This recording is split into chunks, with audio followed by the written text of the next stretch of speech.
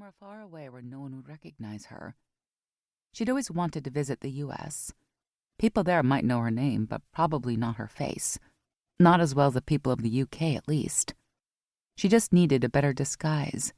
New hair and new style. She should be okay. Tabitha brightened as the idea took hold. She'd have to sell her mother on it, of course, but Mary wasn't unreasonable. She knew how much Tabitha had been struggling with all the constant attention from the public recently. She got home and went straight to her mother's office. "Hi, Mum." "Hi, sweetie. How did your secret shopping go?" "Not good," Tabitha sighed. "I'm going to have to do it online. I got accosted by press again." Mary's expression softened in sympathy. "I'm sorry, Tabitha. I know you hate it, but it's just an unavoidable part of being who we are." "I know. I can handle it. I just think I need a little break." "You've tried that before. Staying shut up in the palace and not emerging may keep the press away, but it isn't good for your mental health." "You're right. That's not what I mean. I was thinking more like a holiday." "A holiday?" "Yeah. What if I went to the US like I always wanted to? I would be much less likely to be recognized there." "That's true," Mary mused. "It could be dangerous, though. You'd have to take a large contingent of security." "No, Mother," Tabitha groaned. "That would entirely defeat the point. If I have a swarm of British police around me, it'll be a dead giveaway." "I'm not sending you to a foreign country with no one protecting you." Tabitha supposed she was right.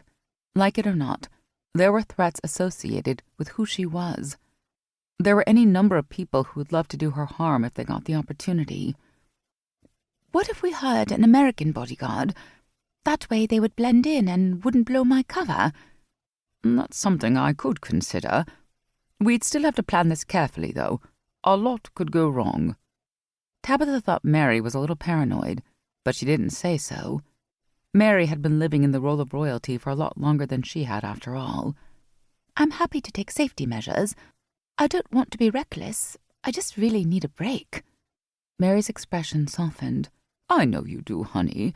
Dealing with the constant publicity can be wearying. We all need a break at some point. You should at least take Alice with you. I don't want you going without anyone from our household." "That'll be fine. I'll be glad to have Alice with me." Tabitha couldn't clean to save her life, and Alice the maid was a wizard with household chores. "Excellent. Then I suppose we should start planning." Tabitha felt excitement curling in her belly. Not only would she finally see America, but she would have a chance at escaping the constant scrutiny she was under. It was a dream come true. Having a bodyguard would be nothing new. She needed to give bodyguards the slip before, just like she did to go on her doomed shopping trip. One way or another, she was going to enjoy her trip to the U.S. to the fullest. Chapter 2. J.K. J.K. Sullivan got up and made her coffee. She ate breakfast and went to sit in the beautiful little garden outside her apartment. She stared off into the distance and did nothing. Fuck, she was bored. Retirement certainly wasn't all it was cracked up to be. She had thought that taking an early retirement from her successful military career would be idyllic, but it wasn't. It was just damn boring. She needed something to do. After her disastrous attempts at hiking and attending a book club, she wasn't keen to try any more conventional hobbies. She needed something exciting, something that had real stakes to it, like the life she was used to. Bored out of her mind, J.K. started scrolling through her phone's contacts, wondering if she could call up anyone for coffee. Of course, most of her friends were busy at work at this time, so it was unlikely she'd find any solutions this way. She stopped as she scrolled past one particular contact. Gray was an old friend from her army days.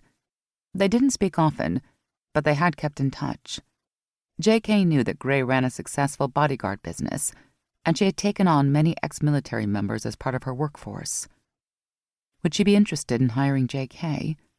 It would certainly be something to do, and there would be real stakes involved. J.K. had never been one to sit around and go back and forth over a decision. She hesitated for only a moment before pressing the call button. "Hello? Oh, sorry, I might have the wrong number. Is Gray there?" "Yes, this is her wife. I'll go get her." "Gray, there's a call for you."